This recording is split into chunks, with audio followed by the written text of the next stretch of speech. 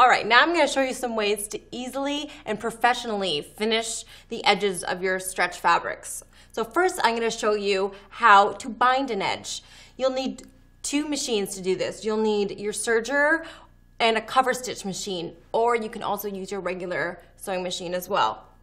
So what I've done, I have just the front of a tank top pattern here, and I've cut a 1-inch binding strip, as you can see. So the first step to do this is I'm just going to bind this front neckline piece. So I'm going to use my serger, and I have my binding strip, and I'm going to start by placing right at the shoulder seam these two together. So this is the first step in this. So I'm going to just do a few stitches like so, just to keep them together. And then as I serge them together, I'm going to pull just the binding strip so it creates its own a little elasticity when it sews into the neckline so it doesn't bag out. It keeps it all nice and tight. So as I sew, I'm going to gently pull just my binding piece. You don't want to pull it too much because you don't want to create gathers. You just want it to bring it in a little bit. And you're going to want to sew your binding right sides together with your fabric. So I'm going to finish off this seam.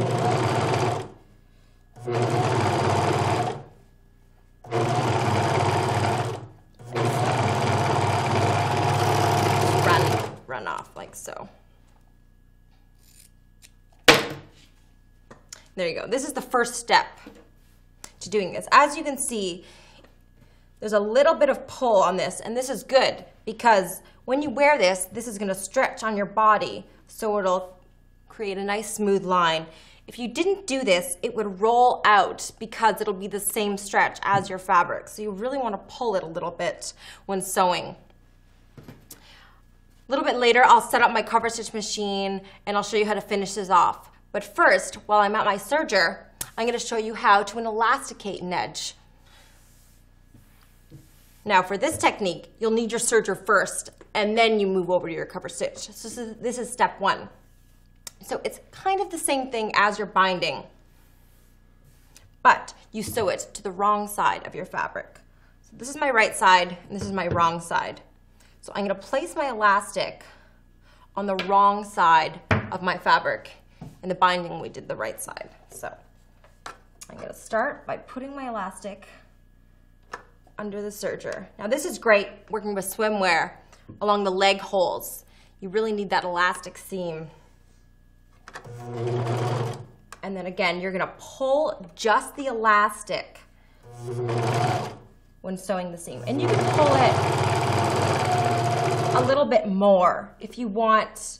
Let's say if you are sewing this on a bathing suit leg hole, you want to cup the bum, so you want it to stretch it a little bit more in that last section of the back piece. So I'm just going to pull my elastic like so. So I have my elastic serged on this edge. And this could be, you could elasticate all your lines of your tank top or swimwear. So as you can see, there's my elastic edge. All right, when I come back, I'm gonna have my cover stitch machine set up and I'll show you step 2 of these processes. All right, now I have my cover stitch machine set up and I'm gonna show you how to finish these edges and as well as hem a stretch fabric garment as well.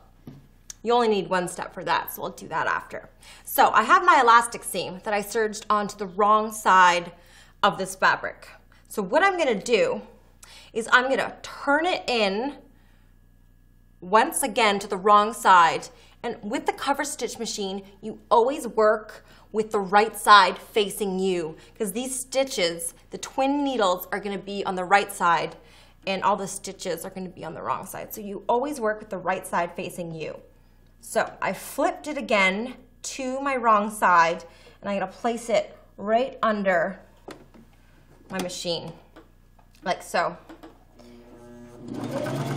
I simply Just stitch it down. And you're gonna want to, as you see, there is some gathers in here. You're gonna wanna stretch it straight when sewing it through this. You don't wanna leave it like this, or the fabric will start tucking and the stitches will go over the tucks and it just won't look good. So you're gonna wanna stretch it as you sew this edge, like so. As you can see on the back, you have your serging seam and the back of your cover stitch, like so.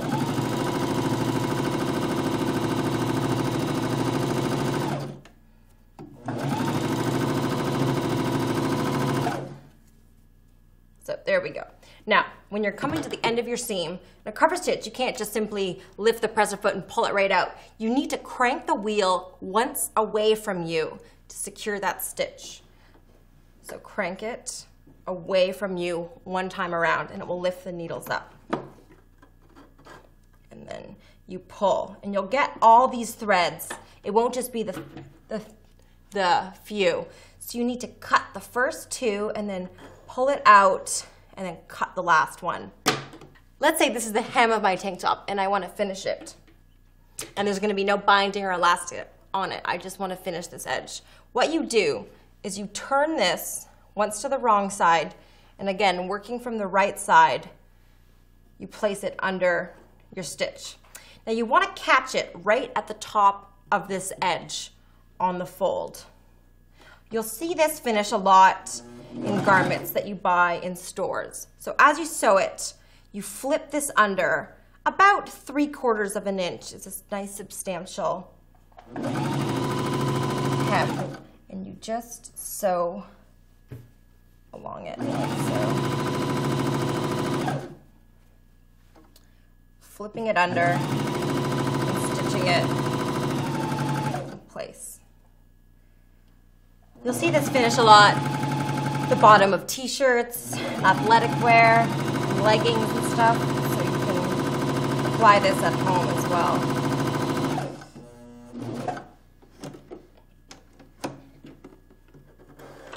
Again, I'm going to clip my 2 top threads and then pull it and then clip my bottom thread.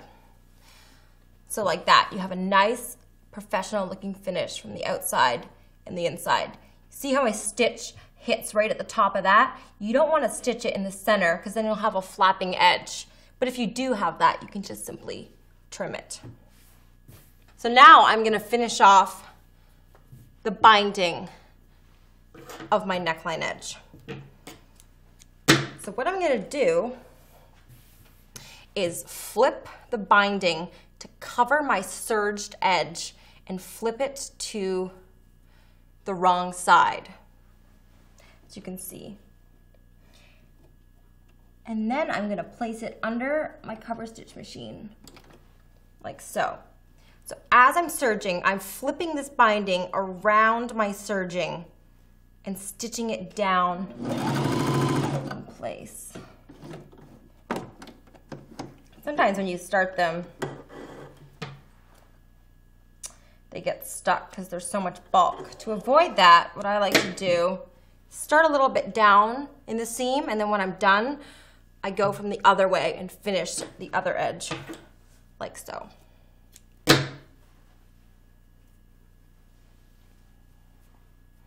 I'm going to start a little bit further down so I have some excess fabric to help me guide it through. There we go.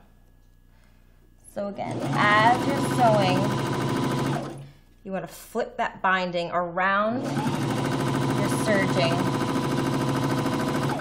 and stitch it down in place.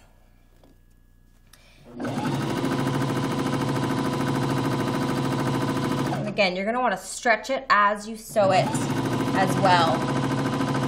Approximately the same amount of stretch that you used when you originally sewed the binding to the edge. Like so. And say if I have a bit extra, you can even sew a lot of extra binding if, say, you have a tank top, and then just continue this up and you get kind of self-made spaghetti straps. So that's a cool thing you can do with this as well. Like so. So there we go. We have a nice bound edge to the neckline of my piece. And with all these techniques, you don't particularly need a cover stitch machine to finish them. You just use your zigzag setting on your regular sewing machine, and you would just flip your hems up and just zigzag it, flip your elastic and just zigzag it. But a cover stitch really gives that professional kind of store-bought feel, and it's more secure than your regular sewing machine. So that's how you finish stretch fabrics, with binding, cover stitch, and elasticating.